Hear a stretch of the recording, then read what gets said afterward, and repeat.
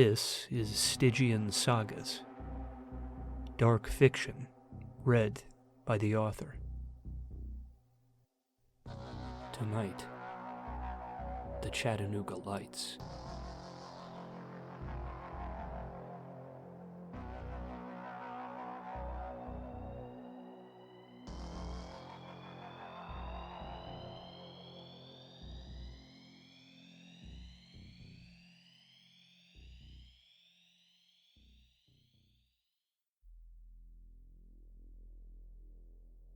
I took the first description I heard of the Chattanooga Lights to be the ravings of a meth-addled madman. Having just hiked and hitchhiked north from Huntsville, I decided on an impromptu stop in that ruin-haunted Appalachian city to rest my weary legs. The distant storm which loomed on the horizon looked nasty, and I didn't fancy being trapped on the road when it hit. Seeking shelter in a looming, dusty steel mill long left to rust in the humid Tennessee air, I had only just hopped the fence and stumbled across a weed-eaten parking lot when Garth found me. "Get out of the open," he urged, motioning me towards his position in the trees at the edge of the lot. "Storm's coming our way, and the lights ain't never far behind." He was older, gaunt and sun-baked after the fashion of men who live outdoors. Garth would turn out to actually be meth-addled, but despite my newcomer's worry, he would also turn out to be harmless and good-humored. Moreover, he would prove to be entirely correct about the Chattanooga Lights. Garth led me to a huge, cathedral-like warehouse off to the edge of the property, long vacant and rusted over. The soaring interior was abuzz with the clamor of a dozen squatters camped in the ruin. It was eerie, the intrepid fires we lit in barrels casting dancing patterns across the aged metal far above. When the wind howled and the storm's rains thundered off the aluminum roof, however, I was glad to have found such a secure fortress against the gale.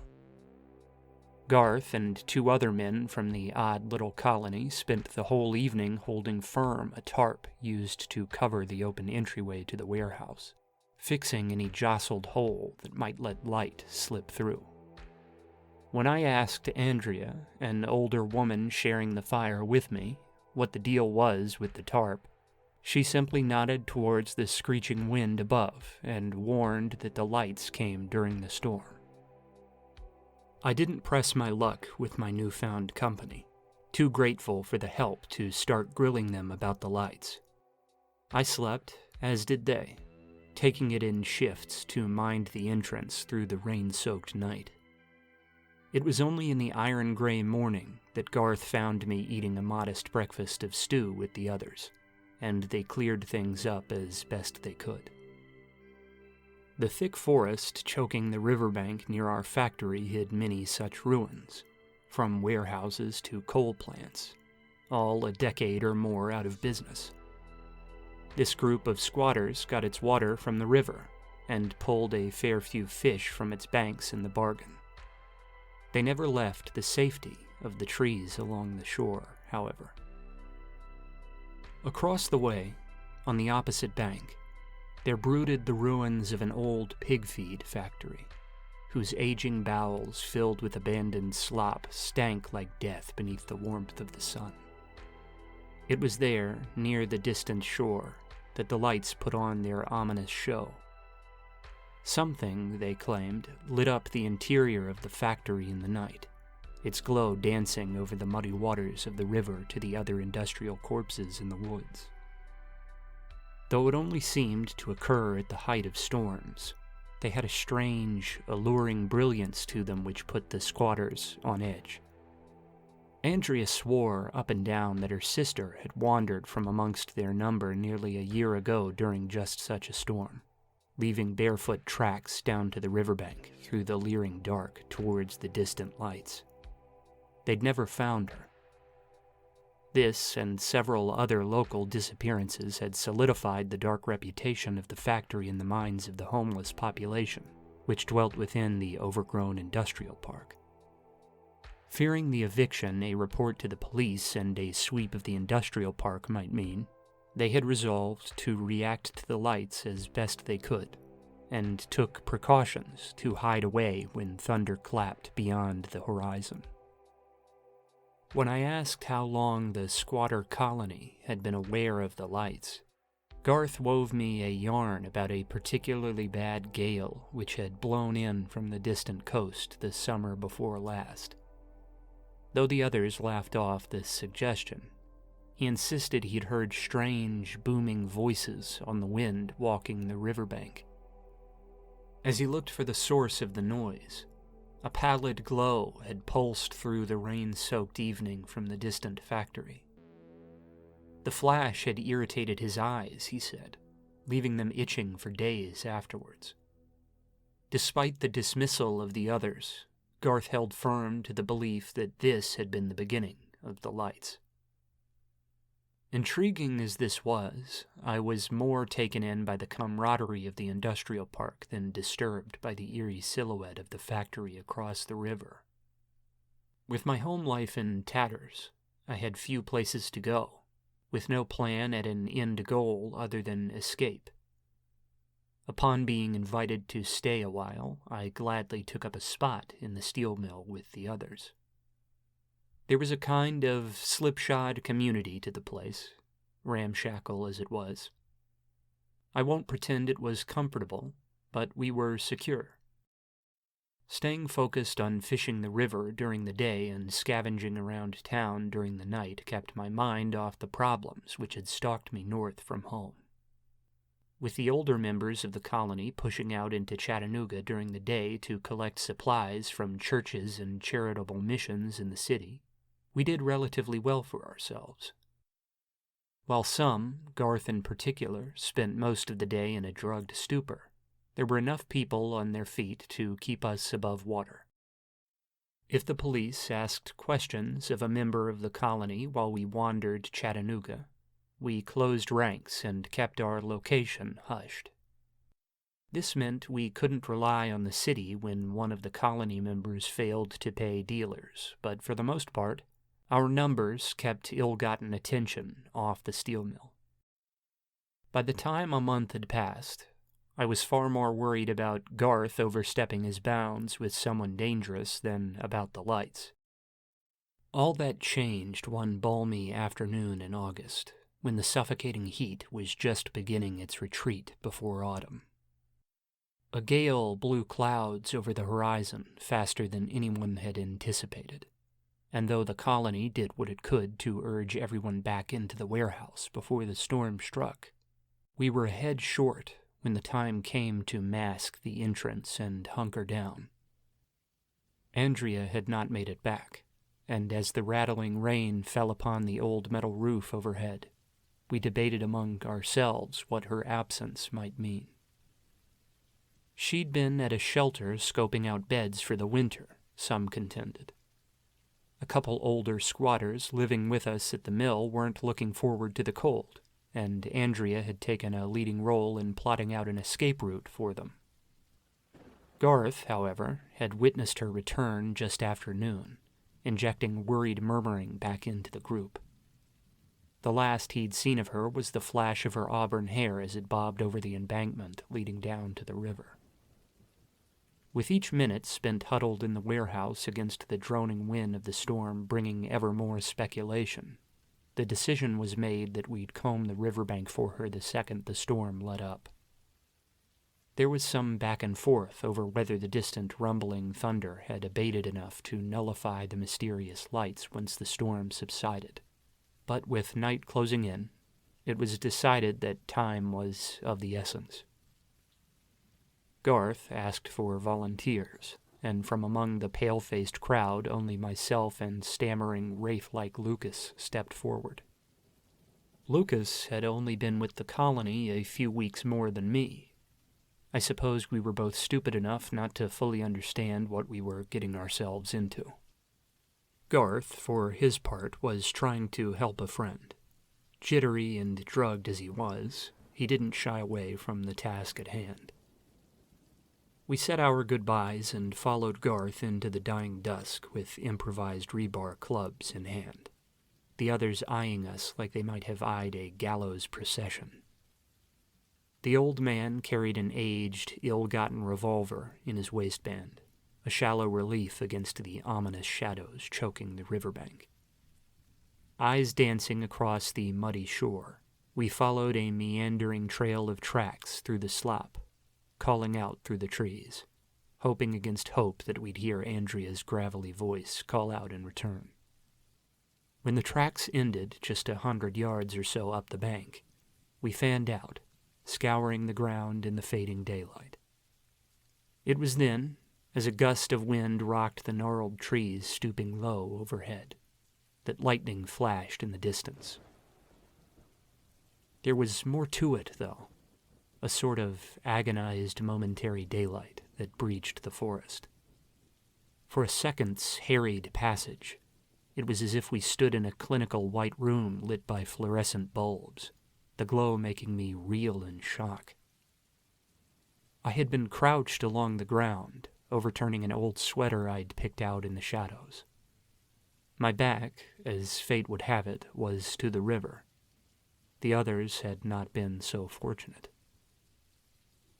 There rose a thrashing commotion behind me on the bank, and I spun around to see Lucas thundering into the murky water while Garth lay kicking on his back in the mud.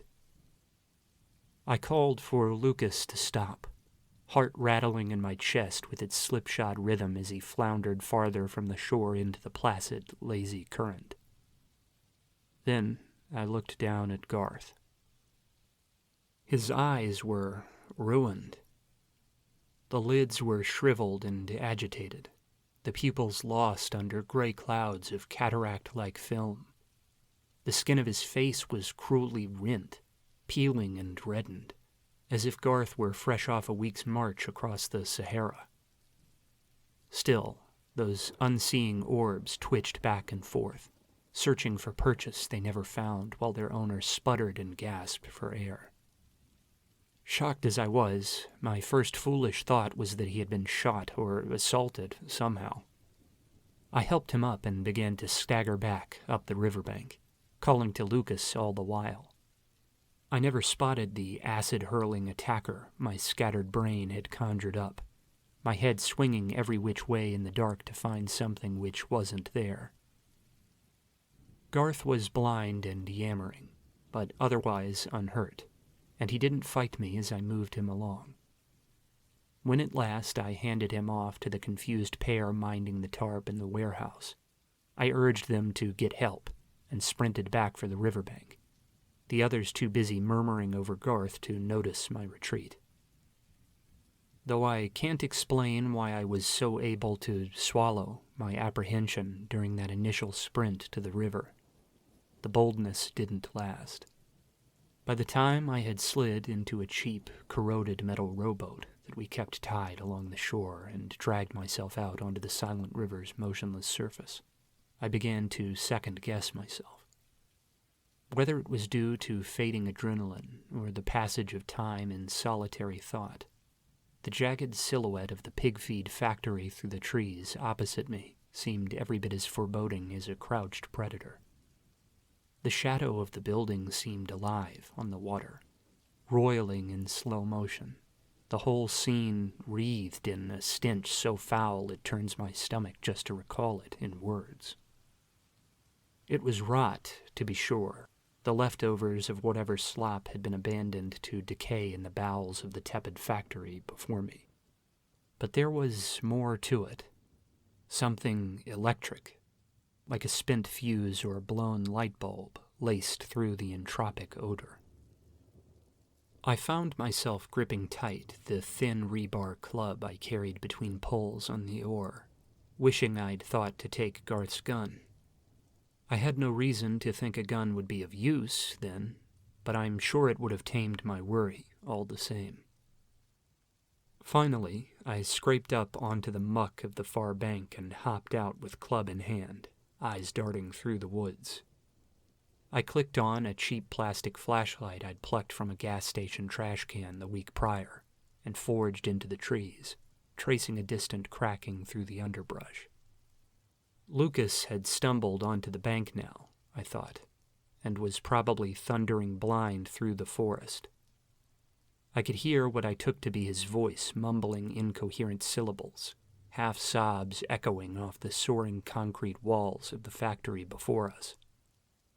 I called out to him, yelling his name again and again as I pushed through briars and branches.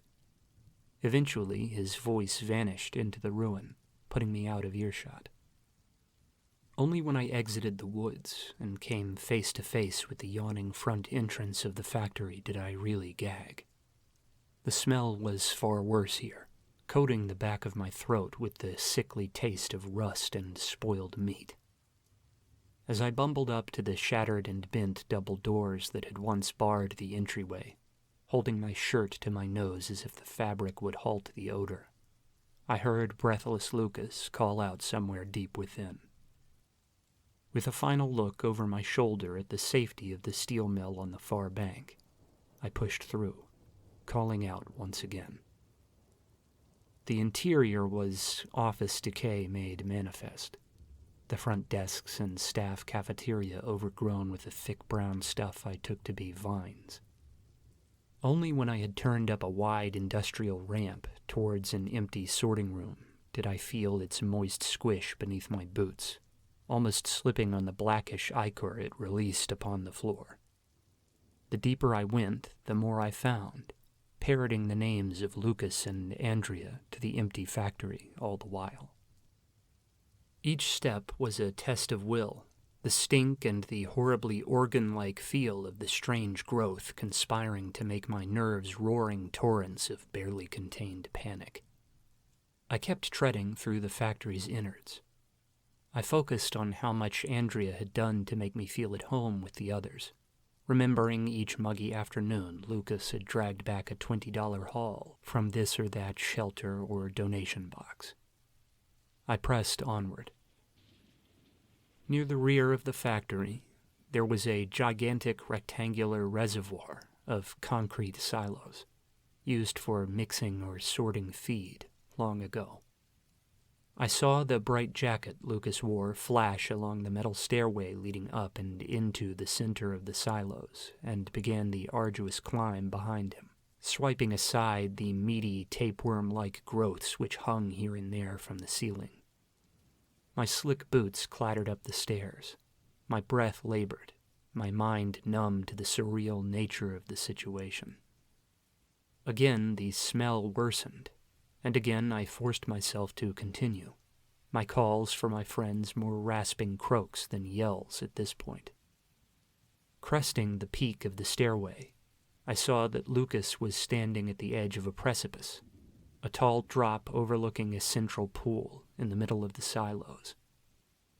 Whatever it had once contained, it was now a morass of glistening half-solid slop akin to sewage, its reeking surface almost seeming to shift and swirl in the cavernous, devouring shadow. I tried to reach him, but I couldn't make it. He pitched lazily over the side and fell the 20 or so feet to the disgusting miasma beneath us in silence, never once crying out. Shocked, I pulled up just short of the precipice, staring down into the dark liquid, watching as his outline sank out of view.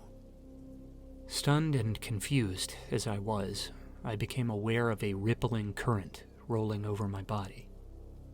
Even through the fright, I registered it as odd.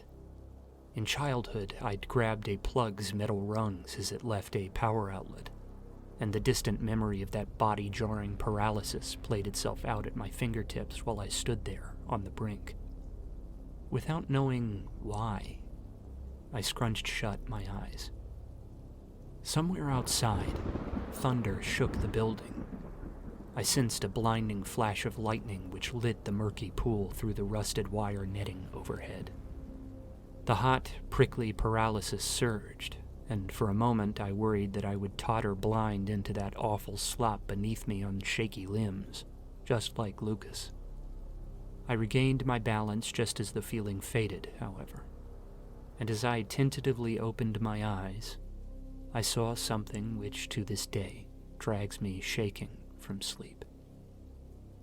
There was a kind of optical effect, I thought, a remnant of that half-seen glow from the lightning strike through my eyelids. There was flickering motion in the pool, the silhouettes of great tendrils and limbs seeming outlined by rippling white light. A massive, jagged shape, vague and terrible, pulled itself up from the mire, and within the outline of barely traceable light, the torn and battered body of Lucas thrashed and squirmed. The thing's arms pulsed along the interior sides of the silos, immense and wriggling, searching for more prey. Just as this thought occurred to me, a shape sprinted past me on the walkway, clattering on shaky legs up to the edge of the precipice before tumbling head over heels downward. This, I would later learn, was Garth, escaped from the others at the steel mill. How he had managed to cross the river in that lightning-crazed stupor, I don't know. Andrea and Lucas had done so, and he had followed suit. Unlike them, however, poor Garth did not make a clean landing in the filthy soup beneath him. Rather, he landed hard upon a low concrete walkway meant to service the silos. The thumping slam of the impact echoed loud enough in the cavernous space to jolt my ears, but the sound which came next was far more deafening. What I am about to write is speculation, for I couldn't see Garth from where I stood upon the walkway. I'm merely piecing together what I can from what I know about that night. Whether it was to finish himself off or stave off the wandering silhouette of that half-visible thing in the pool, I can't say. But Garth fired a shot from his old revolver. In the intervening years, I've built up a mired explanation for this. I've long believed that in the ambient flash of that final shot, I saw the outlines of writhing arms sliding snake-like through the muck towards Garth on the platform below. The movement was clumsy, rushed and slipshod. I'm tempted to say that whatever lurked in the pool was frightened, throwing out its grasping limbs in a desperate final reach for the crude weapon that had fallen so precipitously into its makeshift lair. Who knows what I saw? For obvious reasons, I'm not even certain my memory isn't flawed. Haunted by visions that were never there in the wake of a brush with death my mind struggled to reconcile. Regardless, the shot rang out, and the room ignited. There has been a great deal of debate amongst city fire officials and interested laypeople over what set the stage for the fire that destroyed the factory. Most contend it was a methane-rich cloud above the rotten swill in the factory's long-abandoned reservoir, sparked by the firing of that revolver. I didn't have time to wonder, grazed by the pillar of flame that roared with ear-shattering protest up into the air from below. Singed and half-blinded by the heat, I stumbled with smoking hair out onto the staircase and shambled in a daze through the ruins, fleeing from the towering inferno at my back. I fled into the night, aimless and uncoordinated. I would not be found until the following morning, having wandered on foot more than 6 miles across the city's battered old industrial sector, throwing frightened glances at the rumbling glow of the factory's pyre over my shoulder. I told the police about Andrea's disappearance, our search, and Garth's final gunshot in the reservoir. I told the other members of the colony much the same. I never told them of the vague shape in the pool, even when the others commented on the awful screeching they'd heard emanating from the fire, describing it as an inhuman chorus deep as an earthquake booming out across the water. I did nothing to elaborate.